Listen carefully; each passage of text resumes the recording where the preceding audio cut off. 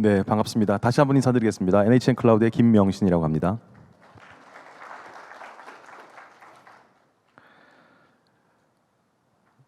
뜻깊은 자리에서 이렇게 기조연설을 할 수 있게 돼서 너무 개인적으로 좀 기쁘네요.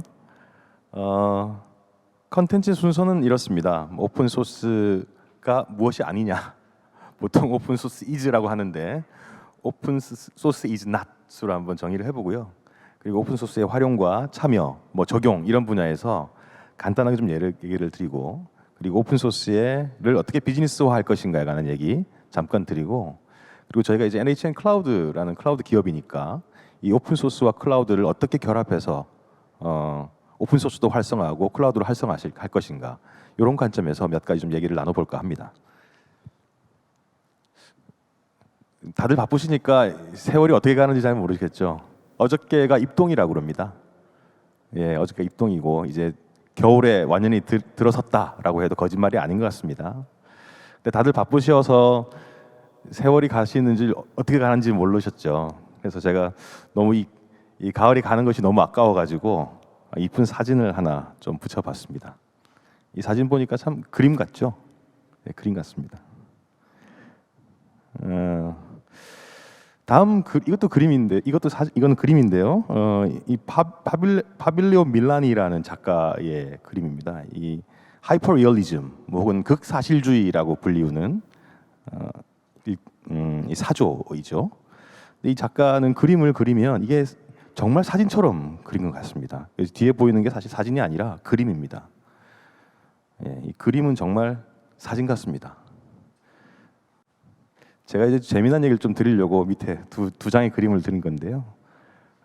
제가 잘 그린 사진을 보면 뭐라 그러나요? 잘 그린 그림은 사진 같다 그러잖아요. 그리고 아주 멋있는 그림을 보면 또 뭐라 그러시나요? 야, 이거 그림 같다 이렇게 말씀하시죠. 그림과 사진 이게 도대체 어느 게 더 좋은 건지 잘 모르겠습니다. 그뿐만 아니라 진짜 같은 인형을 보면 사람 같다 그러고요. 또 멋있는 사람을 보면 인형 같다 그러죠. 그리고 아주 집에서 맛있게 밥을 먹으면 야, 이거 파는 음식 같아 라고도 말하는데, 식당 가서 정말 맛있게 먹고 나면 야, 이거 집밥 같다 이러죠. 그래서 한국이 말이 참 재밌습니다. 근데 제가 이게 굳이 이렇게 갖고 온 이유는 우리가 어떤 말을 하거나 말을 들을 때 컨텍스트 어웨어 해야 된다는 생각이 좀 들었습니다. 이 말 자체는 사실 다르지 않지만 이 말이 언제 말이 되느냐, 또 언제 우리가 이것들을 얘기하느냐에 따라서 그 의미가 상호 다르죠. 그래서 컨텍스트 어웨어하게 문장의 의미를 파악하는 것은 매우 중요한 것 같습니다. 두 번째는요, 시멘틱 체인지에 대한 얘기를 좀 드려볼까 합니다. 시간이 지날수록 저희가 이 단어나 혹은 글이 가진 의미가 바뀌는 경우가 많이 있죠. 실제로 저희가 예전에 분식 그러면 이제 밀가루 음식을 분식이라고 했습니다. 근데 이게 최근에는 어떻게 쓰이죠? 그냥 길거리 음식을 그냥 분식이라고 말하는 것 같아요. 양복 그러면 원래는 이제 서양의 어떤 옷이라 그랬으면 최근에 이제 남성 정장을 표현하는 말로 쓰이기도 합니다. 요즘 노트북 갖고 와라 그러면 공책 갖고 오는 사람 아무도 없습니다. 노트북 갖고 오죠, 그죠? 그리고 마초 이런 단어도 있는 것 같습니다. 이 단어는 이제 수컷을 의미하는 스페인어인데 최근에는 이제 외향적인 어떤 남성을 표현하는 말이기도 합니다. 우리 쌍팔년도 이런 얘기 많이 하는데요. 이 쌍팔년도 저도 잘 몰랐는데 이 1955년, 그러니까 단기로 한 4288년 이때에 현재 현재 시국이라는 말을 표현하기 위한 단어로 이 쌍팔년도라는 말을 썼다고 합니다. 근데 그게 이제 1988년도를 쓰는 말로 바뀌었다가 최근에 이 쌍팔년도가 남은 의미는 그냥 구시대적이다, 뒤떨어졌다 이런 용어로 사실 쓰이는 것 같습니다. 그래서 의미도 이 시간에 따라서 계속해서 변하고 있고 단어가 가지는 어떤 의미론적인 것들도 시간에 따라서 많이 변하는 것 같습니다. 제가 굳이 이 얘기를 드리는 이유는 바로 오픈소스에 대한 얘기를 좀 드리기 위함입니다. 오픈소스 그러면은 여러분 어떻게 생각하고 계십니까? 오픈소스 통상 그냥 소스 오픈한 것, 소스 볼 수 있는 것 이렇게 생각하실 수도 있겠습니다. 실제로 1950년대, 60년대 IBM에서 시작했고 또 아카데미를 중심으로 해서 소스를 오픈하는 것들, 그런 활동들, 그리고 우리 예전에 고퍼, UUID 이런 걸 통해서 유즈넷 이런 걸 통해서 소스 공유하고 그런 것들을 기반으로 서로 연구하고 개발하고 이런 것들이 사실 오픈소스의 전형이고 원형이었다고 볼 수 있겠습니다. 근데 아직도 이 오픈 소스를 그것으로만 생각한다 그러면 우리가 쌍팔년도 얘기됩니다. 1988년 얘기일 수 있습니다. 그래서 우리 오픈 소스를 바라보는 시각을 다시 한번 재정비하고 리디파인할 필요 있다라는 생각이 좀 듭니다. 그런 의미에서 제가 뭐가 오픈 소스가 아니냐를 여러분에게 좀 말씀드려볼까 합니다. 우선은요, 오픈 소스를 예전에는 그냥 공짜 소프트웨어 이렇게 받아들였습니다. 전형적인 쌍팔년도의 오픈 소스 정의법입니다. 오픈 소스는 프리가 아닙니다. 두 번째는요, 오픈 소스는 라이센스가 없다, 법적인 규정이 없다라고 생각합니다. 그 또한 굉장히 오래전 얘기입니다. 오픈 소스는 각각의 매우 복잡한 다양한 라이센스가 있습니다. 오픈 소스가 버즈워즈다, 이거 지나가는 유행일 거야, 그렇지 않습니다. 지금 뭐 50년, 60년부터 시작해서 거의 반세기 동안 오픈 소스가 개발의 기본 방법으로 자리를 잡았습니다. 오픈 소스는 소스 코드를 그냥 보는 거야. 오픈 소스는 소스 코드가 공개되어 있기 때문에 우리가 그걸 살펴볼 수 있는 게 오픈 소스야. 이 정의 또한 맞지 않습니다. 오픈 소스는 보는 것이 아니라 볼 수 있을 뿐 아니라 그것들을 가지고 활용하고 또 그것들을 수정하고 개선하는 노력들이 같이 동반되어야 됩니다. 마지막은요, 조금 슬픈 소식이기도 하지만 오픈 소스는 비즈니스 모델이 아닙니다. 오픈 소스를 이용해서 돈을 벌겠다는 것은 조금 이상한 얘기입니다. 네. 그래서 오픈 소스를 뭐 저 나름대로 정의를 해봤습니다. 한국말로도 좋은 게 있지만 조금 사용을 해봤습니다. 그래서 오픈 소스는 기본적으로 오픈, 열려 있고요, 콜라보레이티브, 그러니까 협력적이고요, 플렉서블, 유연한 소프트웨어의 개발 방법입니다. 소프트웨어 개발 방법을 놓고 이걸로 돈을 어떻게 버느냐라고 말하면 안 되는 것이죠. 그래서 이 오픈 소스의 정의를 소스가 오픈되어 있고 라이센스가 없고 무료이고 이런 식으로 이제 정의하는 게 아니라 오픈 소스라는 것을 소프트웨어를 개발하는 하나의 방법이구나라고 정의를 한번 다시 해볼 필요가 있을 것 같고요. 이 정의를 기반으로 뒤쪽의 내용들을 조금 들어주시면 좋을 것 같습니다. 아까 말씀드렸던 활용, 참여, 적용 세 가지로 좀 말씀을 드리겠습니다. 우선은 소프트웨어 활용입니다. 이 자료는 그 시냅시스 2022 오픈 소스 시큐리티 앤 리스크 어널리시스 리포트라는 자료에서 가지고 왔습니다. 이 내용은 사실 이 레포트 자체는 이제 보안과 관련된 내용들을 좀 살펴보는 것인데요. 거기 의미 있는 내용이 있어서 제가 좀 옮겨왔습니다. 저희가 소프트웨어에서 지금 소프트웨어가 이제 많이 개발되고 사용하고 계실 텐데 약 97% 이상의 소프트웨어가 이미 오픈 소스를 이용해서 개발이 되었다고 합니다. 그러니까 뭐 한 3% 매우 작은 숫자만이 오픈 소스를 활용하지 않고 자체적으로 개발되었거나 이렇다는 것이죠. 그리고 약 78%의 코드가 실제로는 오픈 소스였다고 합니다. 이 그 리포트 자체가 굉장히 많은 회사를 통해서 정보를 이제 획득한 다음에 서베이를 통한 결과이기 때문에 그들의 한 78% 정도가 이제 소스 코드가 오픈 소스였다는 것이죠. 한국 같은 경우를 한번 살펴보면요. 이거는 이제 나이파의 2021 오픈 소스 소프트웨어 실태 조사 보고서 최근에 좀 발간이 된 것 같습니다. 이 내용에서 좀 차용을 해왔습니다. 우리나라 같은 경우는 OSS 활용률이 약 61.5% 정도 된다고 하고요. 두 번째 거는 조금 아픈 사실인 것 같은데요. OSS를 활용하지만 우리가 오픈 소스를 이용해서 개발한 내부 코드는 한 절반 정도의 분들은 공개를 하지 않는다라고 합니다. 그러니까 오픈 소스를 활용했지만 내가 만든 소스는 공개하지 않겠다, 이렇게 이제 읽혀지죠. 그리고 제품을 개발할 때, 소프트웨어 제품을 개발할 때 OSS를 사용하는 경우도 거의 40% 육박합니다. 이렇게 오픈 소스를 많이 활용함에도 불구하고요, 회사 내에서 오픈 소스와 관련된 라이센스 조직을 보유하고 있는 기업은 약 6.6%에 불과합니다. 이 내용을 쭉 읽어보면 어떤 느낌이 드냐면요, 우리나라의 오픈 소스가 여전히 그냥 활용의 대상이구나를 이해할 수 있습니다. 그러니까 오픈 소스가 아까 앞서 말씀드리기로 분명히 소프트웨어 개발 방법론이라고 했으나 우리나라의 현실을 보면 그냥 오픈 소스를 가져다 쓰는 무엇으로 생각하고 그냥 프리 소프트웨어라고 생각을 하는 것이죠. 그러니까 이런 것들을 보통 우리가 조금 이제 나쁜 말로 하면 체리 피커라고 합니다. 그래서 국내의 지금 소프트웨어의 활용 현황은 여전히 아주 초입 단계이고 이 체리 피커의 수준을 넘어서지 못하고 있다 좋다라고 좀 평가를 해볼 수는 있겠습니다. 물론 많이 좋아졌습니다. 참여 측면에서 좀 보면요, 글로벌하게는 매우 많은 기업들이 이 오픈 소스 개발에 참여를 하고 있습니다. 이 숫자는 오픈 소스 인덱스 IO에서 가지고 왔는데요. 좀 보시면 이 뭐 6,397, 6,195 이런 숫자가 뭐냐면 그 한 달 동안 이 참여자가 소스 코드를 얼마나 수정했는지에 관한 내용입니다. 그러니까 구글 같은 경우는 지금 오픈 소스에 참여해서 약 6,397번 소프트웨어를 개선하고 컨트리뷰션 했다는 얘기입니다. 놀랍게도 마이크로소프트가 2위입니다. 마이크로소프트는 전형적으로 이제 오픈 소스라는 것과는 좀 거리가 있는 기업이었었죠. 하지만 오픈 소스라는 것이 소프트웨어 개발 방법이고 그것이 충분히 활용할 수 있는 가치가 있다고 판단했기 때문에 이런 기업들도 오픈 소스의 개발 방법론을 씁니다. 실제로 마이크로소프트는 구글과 거의 유사한 수준 6,195번의 컨트리뷰션을 보이고 있습니다. 그 이외에 레드햇, 인텔, IBM, 아마존, 페이스북 등 오픈 소스 개발 방법을 이용해서 개발하는 회사들이 굉장히 많고 또 저희가 알고 있는 대표적인 소프트웨어 기업들이 다 오픈 소스를 기반으로 그리고 오픈 소스의 방법론을 이용해서 소프트웨어를 개발하고 있습니다. 요 그림은 요게 조금 시사하는 바가 있는 것 같아서 제가 굳이 좀 넣었는데요. 우선은 요 자료는 이제 GitHub에서 좀 가지고 왔습니다. GitHub이 이제 어떤 사이트인지는 알고 계시죠? 소스 코드를 이제 오픈하고 거기를 통해서 소프트웨어를 개발하기 위한 그런 사이트인데요. 거기에 이제 레파지토리를 쭉 한번 분석을 해본 겁니다.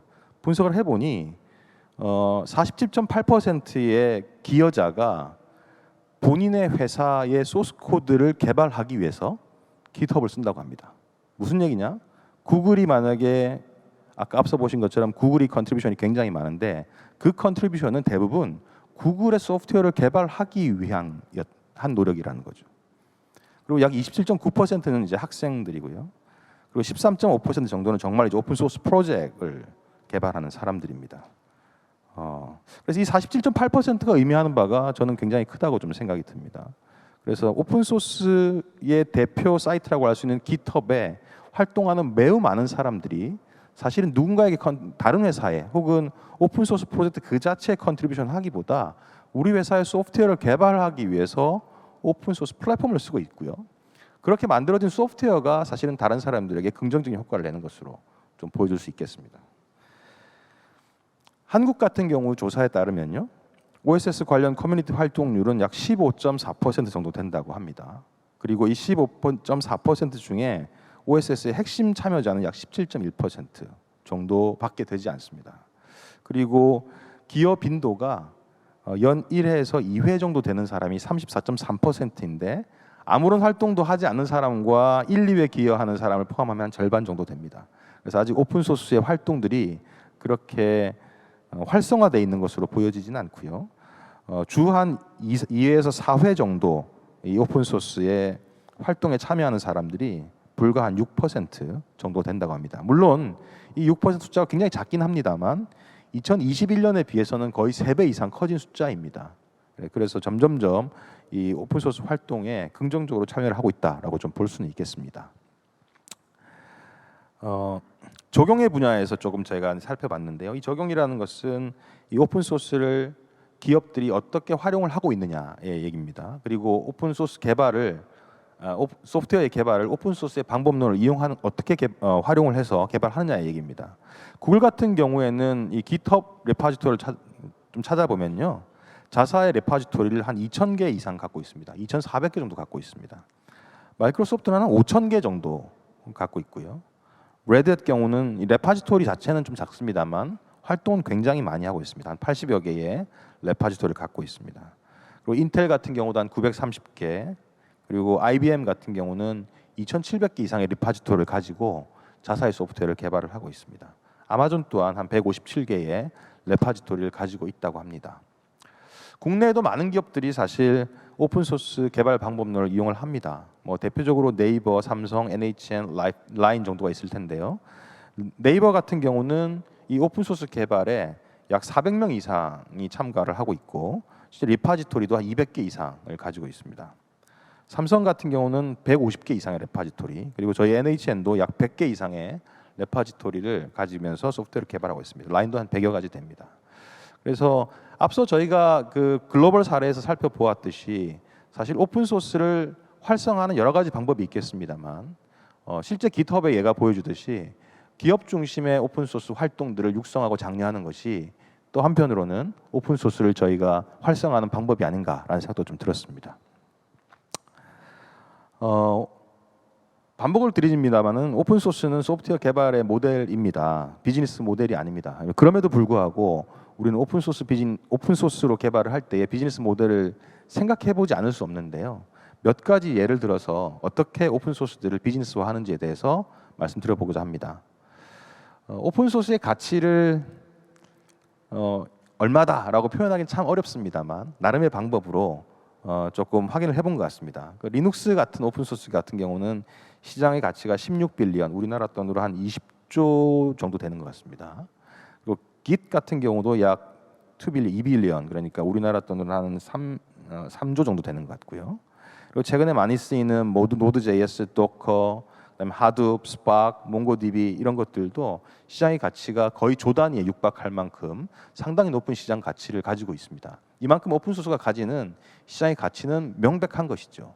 하지만 이것이 과연 그러면 make money, 돈을 버는 거냐? 그건 아닙니다. 시장의 가치가 이렇다는 것이죠. 통상 이제 소프트웨어 오픈 소스를 가지고 비즈니스화하는 것, 프로핏을 만드는 과정들은 그것을 처음엔 아이디어를 가지고 코드를 작성하고 프로젝트를 퍼블리싱하고 이렇게 그 다음이 될 텐데 이 과정에 가는 것들은 논란의 여지가 굉장히 많기는 합니다. 통상적인 기업들이 어떤 식으로 오픈 소스를 이용해서 비즈니스화를 하느냐를 좀 보면요. 우선 오픈 소스를 기반으로 해서 기술 지원을 하거나 컨설팅 서비스를 제공을 해서 다른 부가가치를 좀 주는 것이 있고요.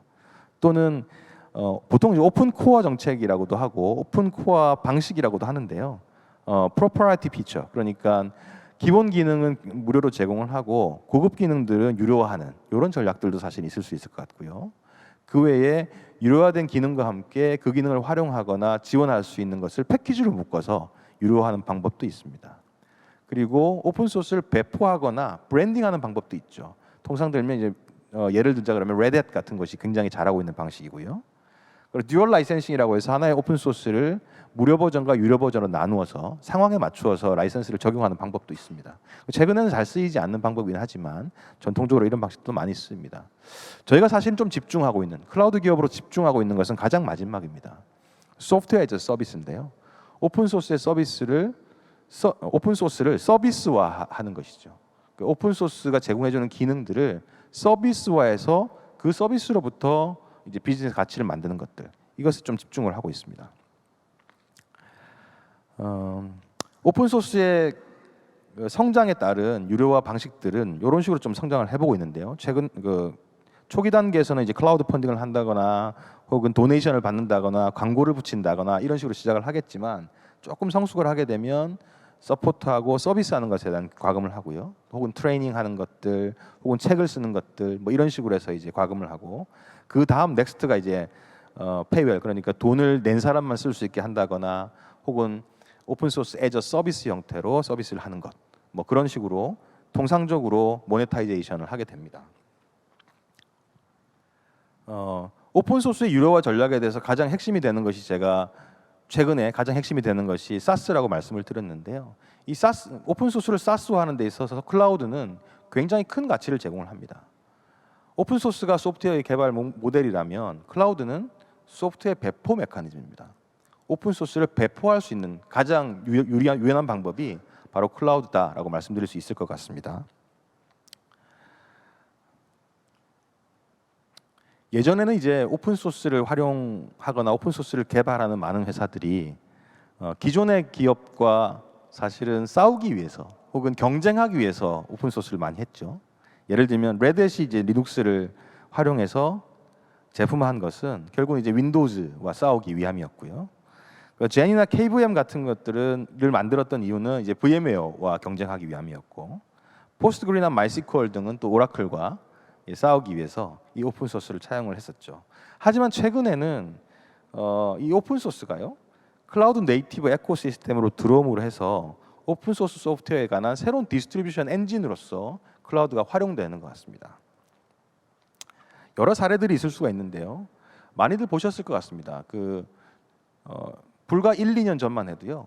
이 오픈 소스 진영과 클라우드 진영이 상당한 경쟁 관계에 있었습니다.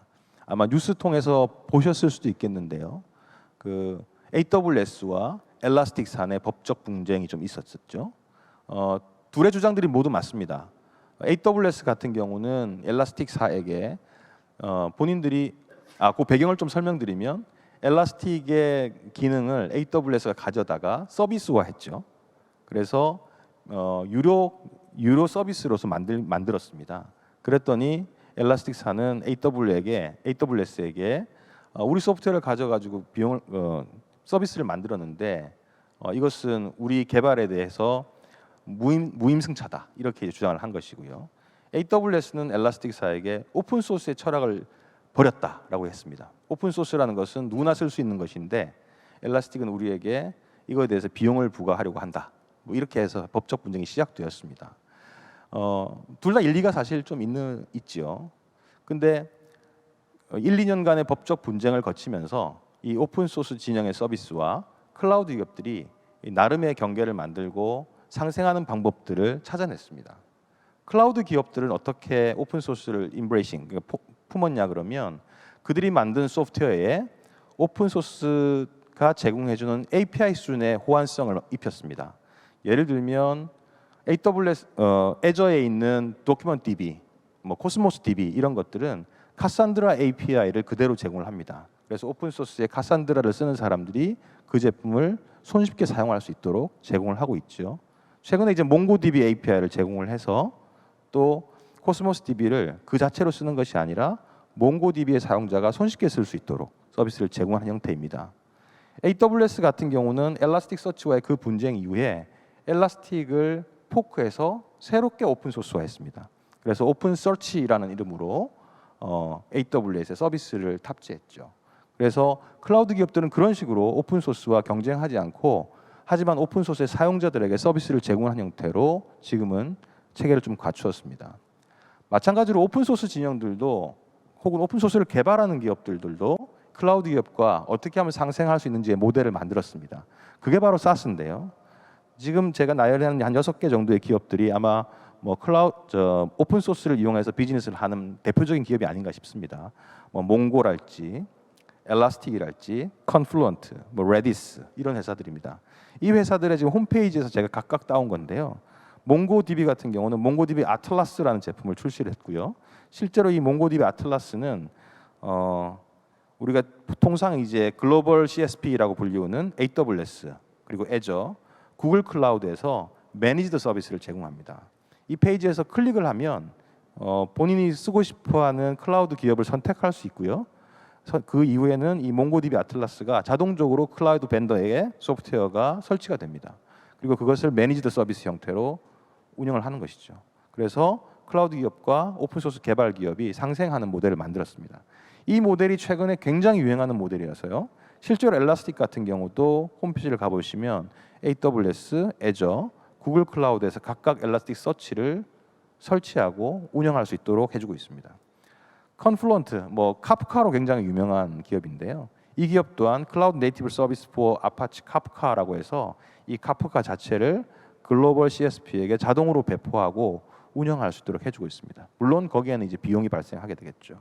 레디스 마찬가지고 그 다음에 데이터브릭, 스파크로 유명한 데이터브릭도 마찬가지입니다. 그리고 템포랄 같은 회사들도 템포랄 클라우드라고 해서 클라우드에서 운영하는 소프트웨어를 본인들이 만들고 서비스하고 있습니다.